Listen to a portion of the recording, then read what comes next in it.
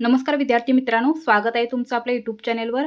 आज आपण या व्हिडिओमध्ये इयत्ता 8वीच्या इतिहास आणि नागरिकशास्त्र या पाठ्यपुस्तकातील 50 प्रश्न पाहणार आहोत. हा आपला भाग 1 आहे. भाग 2 पाहण्यासाठी चॅनेलला सबस्क्राईब करा, म्हणजे तुम्हाला नोटिफिकेशन भेटून जाईल. तर चला व्हिडिओला सुरुवात करूया.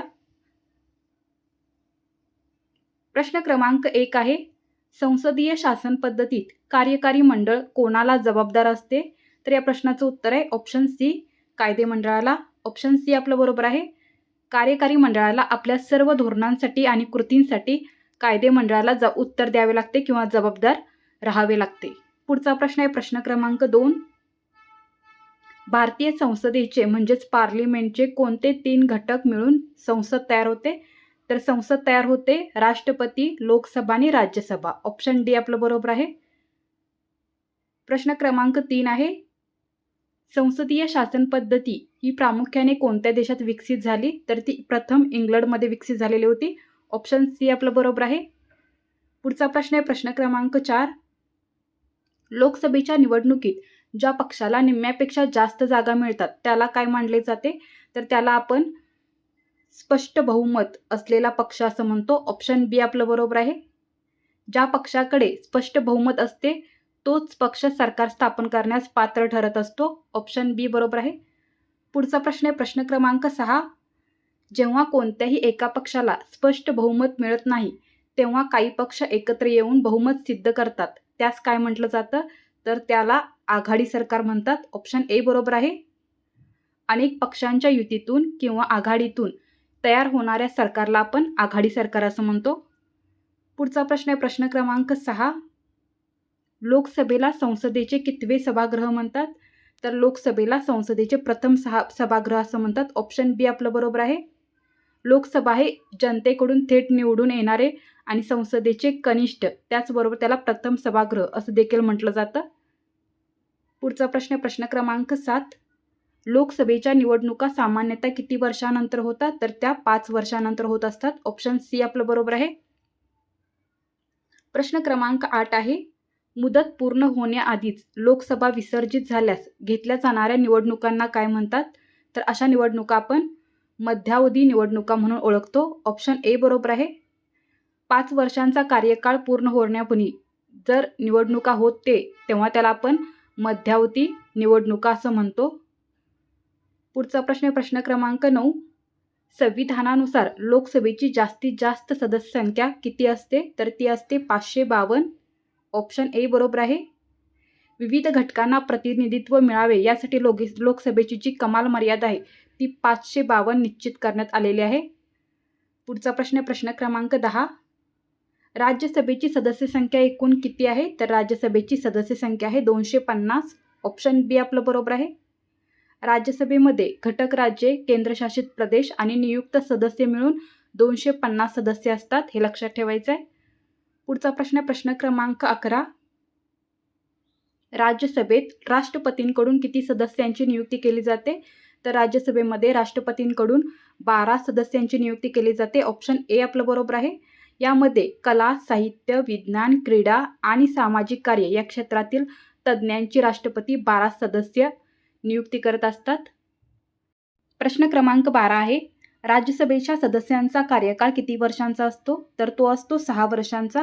ऑप्शन ए आपलं बरोबर आहे. तर या ठिकाणी याची माहिती बघा. राज्यसभेला आपण स्थायी सभागृह म्हणतो, त्याचबरोबर ते संसदेचे कायमस्वरूपी किंवा वरिष्ठ सभागृह आहे जे कधीही विसर्जित होत नाही. या निवृत्तीचे नियम काय आहेत बघा.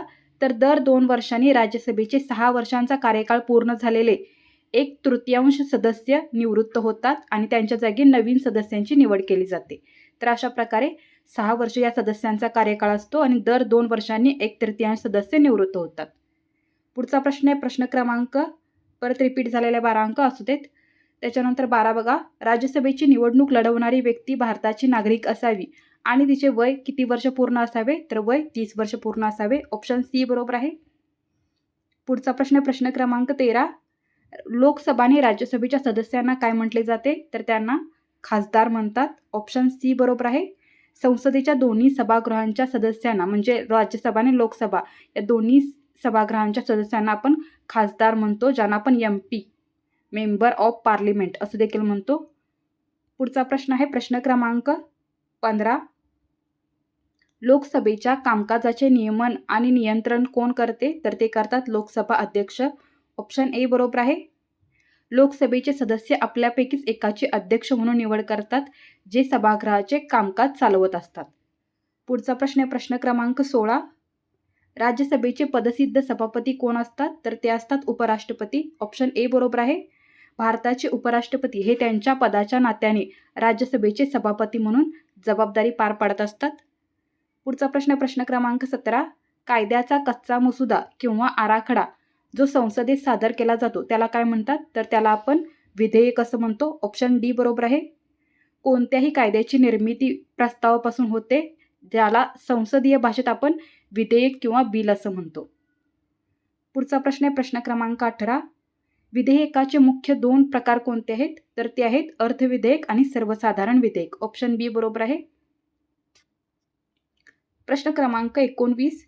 विधेयकावर कोणत्या वाचनाच्या वेळी कलमांवर सविस्तर चर्चा होऊन दुरुस्त्या सुचवल्या जातात? तर ते दुसऱ्या वाचनाच्या वेळी होतं. ऑप्शन बी बरोबर आहे. दुसऱ्या वाचनाच्या दुसऱ्या टप्प्यात विधेयकातील जी कलमे आहेत तर त्यांच्यावर चर्चा होते आणि सदस्यांना बदल सुचवता येतो त्यामध्ये. पुढचा प्रश्न प्रश्न क्रमांक 20. कोणत्याही विधेयकाचे कायद्यात रूपांतर होण्यासाठी कोणाची अंतिम स्वाक्षरी आवश्यक असते? तर ते असतात राष्ट्रपती. ऑप्शन डी बरोबर आहे.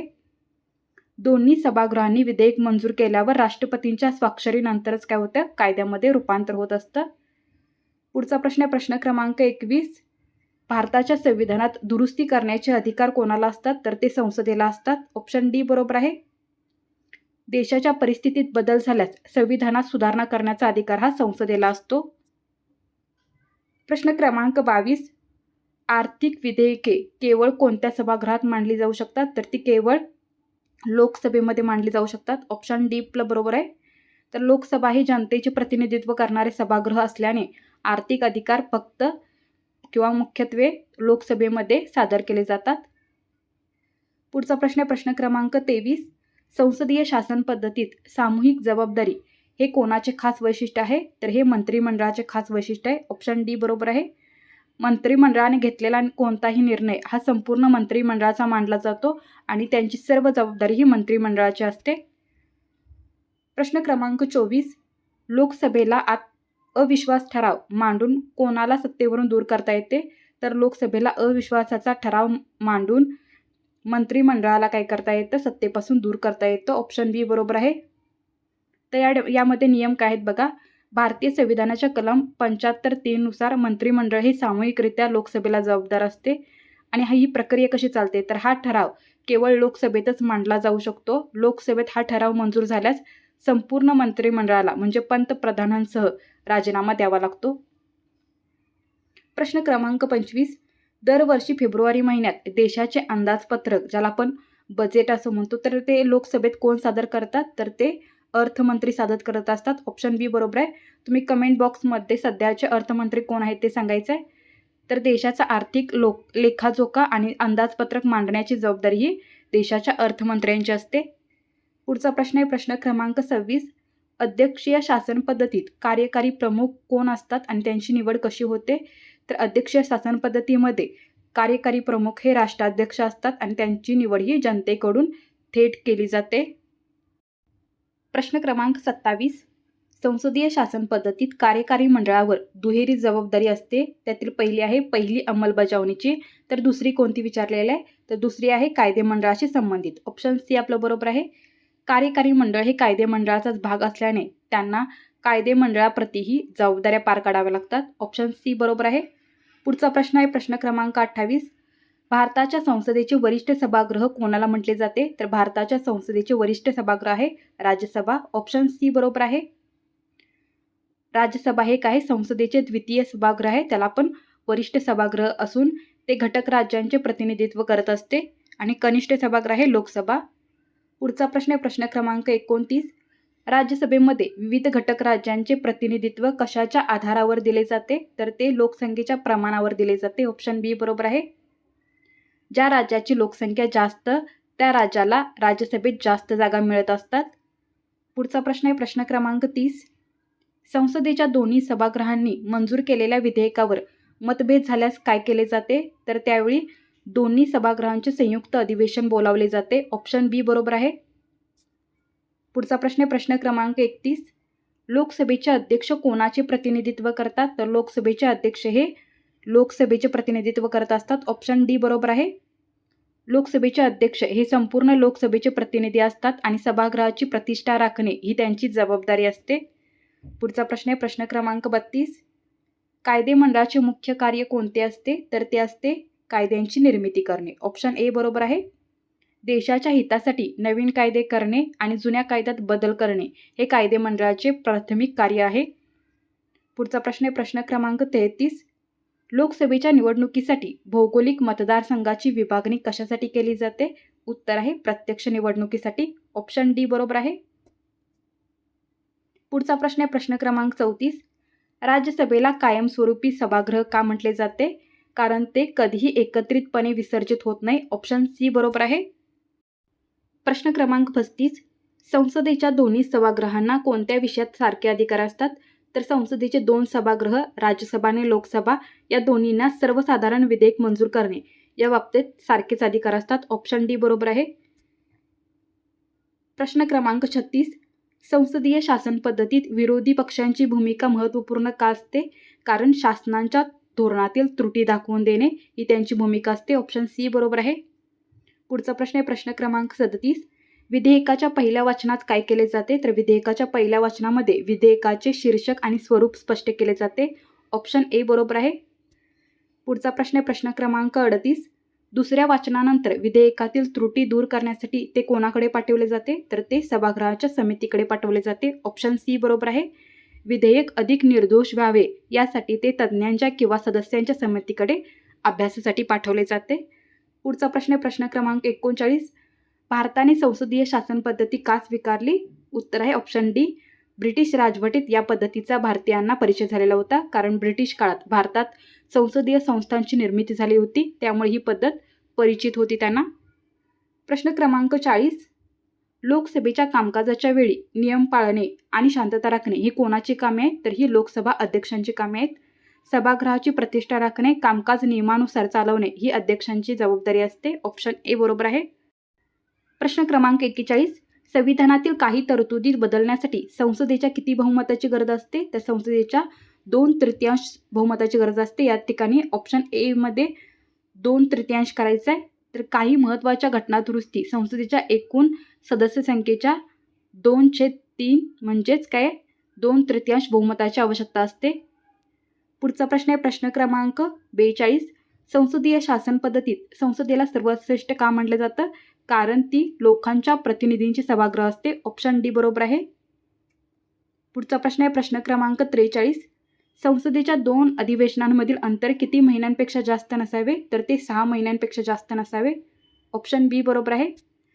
पुढचा प्रश्न आहे प्रश्न क्रमांक 44. लोकसभेच्या अनुसूचित जाती व जमातींसाठी राखीव जागा का ठेवल्या आहेत? उत्तर आहे ऑप्शन डी. त्यांना पुरेसे प्रतिनिधित्व मिळावे म्हणून. प्रश्न क्रमांक 45. लोकसभेच्या अध्यक्षांची निवड कशी होते? तर लोकसभेच्या अध्यक्षांची निवड ऑप्शन बी. त्यांची थेट निवड ही जनतेकडून होत असते. पुढचा प्रश्न आहे प्रश्न क्रमांक 46. उच्च न्यायालयातील न्यायाधीशांची नेमणूक करताना राष्ट्रपती कोणाचा सल्ला घेतात? तर राष्ट्रपती राज्यपाल आणि उच्च न्यायालयाचे मुख्य न्यायाधीश यांचा सल्ला घेतात. ऑप्शन ए बरोबर आहे. पुढचा प्रश्न आहे प्रश्न क्रमांक 47. जिल्हा व दुय्यम न्यायालयातील न्यायाधीशांची नियुक्ती कोणामार्फत केली जाते? तर ती सरन्यायाधीशांच्या मार्फत केली जाते. ऑप्शन ए बरोबर आहे. पुढचा प्रश्न आहे प्रश्न क्रमांक 48. न्यायालयीन पुनर्विलोकन म्हणजे ज्युडिशियल रिव्ह्यू म्हणजे काय? तर त्या उत्तर आहे ऑप्शन सी. संविधानाशी विसंगत असलेले संसदेचे कायदे रद्द ठरवण्याचा अधिकार असणे. पुढचा प्रश्न आहे प्रश्न क्रमांक 49. संसदेने मंत्रिमंडळावर नियंत्रण ठेवण्यासाठी वापरले जाणारे शून्य प्रहर ज्याला आपण 0 आवर असं म्हणतो, तर मग त्याला काय म्हटलं जातं? तो उत्तर आहे ऑप्शन डी. अधिवेशनाच्या काळातील दुपारी 12चा काळ जेव्हा सार्वजनिक महत्त्वाचे प्रश्न मांडले जातात त्याला शून्य प्रहर असं म्हणतात. पुढचा प्रश्न प्रश्न क्रमांक 50. राज्यपालांच्या अधिकारांबाबत खालीलपैकी कोणते विधान चुकीचे आहे?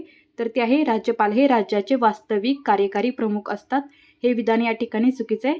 तर धन्यवाद विद्यार्थी मित्रांनो. अशा प्रकारे आज आपण 50 प्रश्न पाहिलेले आहेत. जर तुम्हाला हा व्हिडिओ आवडला असेल तर चॅनलला सबस्क्राईब नक्की करा. धन्यवाद.